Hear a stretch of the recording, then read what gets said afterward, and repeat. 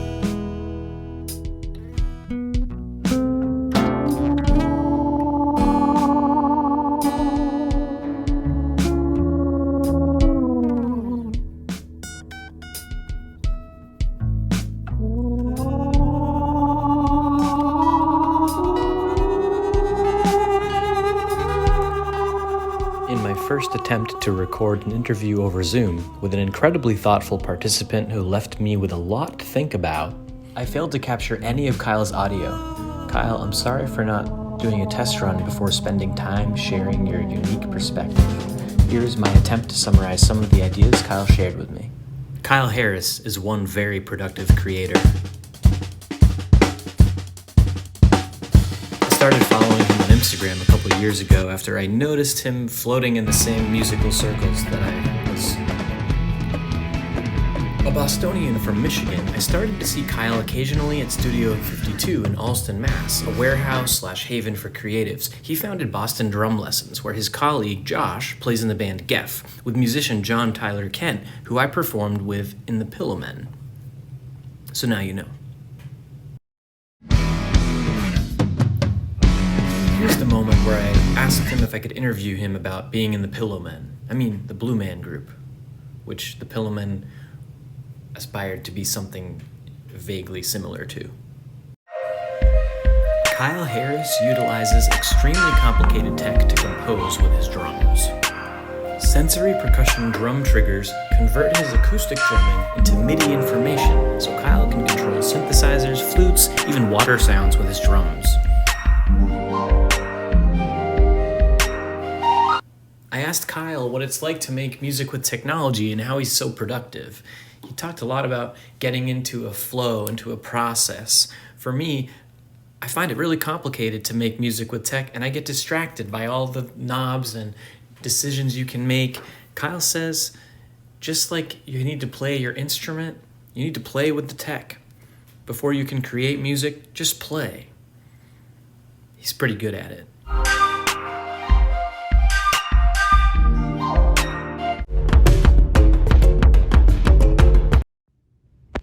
I wanted to interview Kyle because we are both teachers. Kyle is truly a teaching artist, and he's releasing an EP this spring, which includes a piece where he uses his drum MIDI setup to control sounds of water in an ensemble with a violinist and vocalist.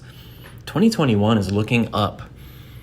Here is Kyle's piece, No Humans, a video that he released in March of 2020 with some animation done by Ben Levin, who I hope to interview one day.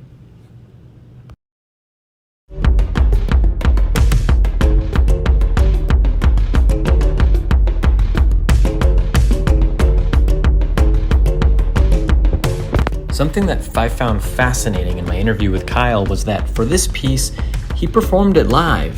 There's no backing track, no pre-made tracks. He's just controlling sounds via his sensory percussion setup. Our goal at Boston Drum Lessons is simple. We want to build better drummers. So I feel really bad that I didn't record the audio and I didn't want to take any more of Kyle's time.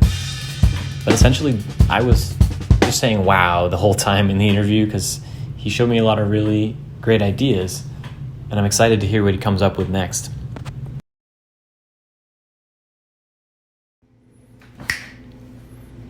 It turns out that Kyle and I were both in China at the same time. He was touring China with Blue Man Group while I was teaching there, both at the end of December 2019, and both of us had that experience interrupted by COVID. Through the quarantine, Kyle was really inspiring to me in moving forward, creating art, trying to share positive experiences with people online. One thing he did was awesome. He made this workout club called Hand Shredder, based around drumming, and he had a series of nights kind of like a Zumba class or a yoga class or a boxing exercise class, but it was for drum rudiments. I thought that was pretty creative and really awesome. One final topic we got to talk about was the interaction of art and social media. I constantly trying to use social media less, but it is a powerful tool. Kyle said that all of the musicians that he likes to listen to, they all put music out on the internet. So he's on the internet and he's engaging with people on the internet. It is a challenging struggle, and to keep up not comparing yourself with anyone on the internet, on social media, but still using it as a tool to share and connect. So I'm gonna let Kyle give a final word, because I was trying to encapsulate his ideas without his audio. All right. This is Dexter. She wants to get down. Hey, Kyle here. Thank you, Kramer, so much for interviewing me. It's too bad the audio didn't come through, but that's fine. Things happen. Yeah, it was really great talking with Kramer, and especially getting an opportunity to explain my workflow using sensory percussion and technology. Using tech today to make and produce and create music can be quite daunting at times, but the thing I think is really important to remember and consider whenever you're working with technology is your understanding of the tools is equally as important as your understanding of how music functions and how it works. And the combination of those two domains and categories of your work or of your learning are just extremely important for you to be able to find confidence, comfort, and fluency really using the technology. I think of it like a language in that sense. Like if I didn't know my alphabet, I would be pretty crap at writing. If I didn't know how to use a digital audio workstation, and if I didn't understand some basics about signal flow or sound design, it'd be really difficult for me to mold and shape sounds and samples in a way that was appealing to me and for my music. I think a thing I love about using technology, something that I've found later in life after being an acoustic drummer for so long, is that technology for an acoustic musician really opens up a whole new territory and domain of sound design and ways to think about creating music. Music that's created in the post-DAW age, meaning since the digital audio workstation was created, is an entirely new territory from the previous 300 to 500 years of music and Western music and composition. And I think that's really exciting and really fascinating. It brings a lot of questions to the table of what constitutes good sounding music or good sounds in general, or how does theory adapt when you're in an environment where you aren't fixed to a normal range of frequencies that we've predetermined, like our 440 tuning, for instance. In that sense, I think anyone interested or thinking about trying to get involved with exploring the use of technology in music creation should really just focus on learning one thing at a time. Learn the basics of how to use a digital audio workstation. Try and make a beat. Try and make small like synth sound or something. Just little instances of ideas that you can create all accumulate and add up to a point where all of a sudden you realize you're able to make full songs and arrangements. So yeah, have fun with it. Tech, and don't focus on like what should sound good or what is good. Just focus on making something really crazy and like you've never heard it before. It's something I'm always trying to do. If I can surprise myself with something because I'm not thinking conservatively or being too careful with sound designing or arranging samples, then I'm able to come up with something much more interesting and appealing to me. And I'm really inspired by surrealism in that sense. Like surrealist artists are really thinking in the abstract and thinking of what in our minds is possible to envision. Like what in our dream states do we envision? How can we replicate that in the physical world through art? I think working with tech and something like sensory percussion especially offers that. You can think very abstractly as, well, what would an entire drum set that was made of leaves, water, and burps sound like? And then you can experiment and you can create that and see what it sounds like. And you may make that and realize it doesn't really sound that cool, or you may make it and realize, oh, I never considered how any sound could sound like a hi-hat, or any sound could sound like a snare drum if I just affect it, tune it, and process it correctly. So I would say have fun with it. I'm in the process of finishing up an EP that I've produced and written, and I'm in the process of mixing it at the moment. I'm thinking it's going to come out, I'm hoping for April. I'm trying to make some videos as well for it. So stay on the lookout for my first solo EP that will be coming out this spring.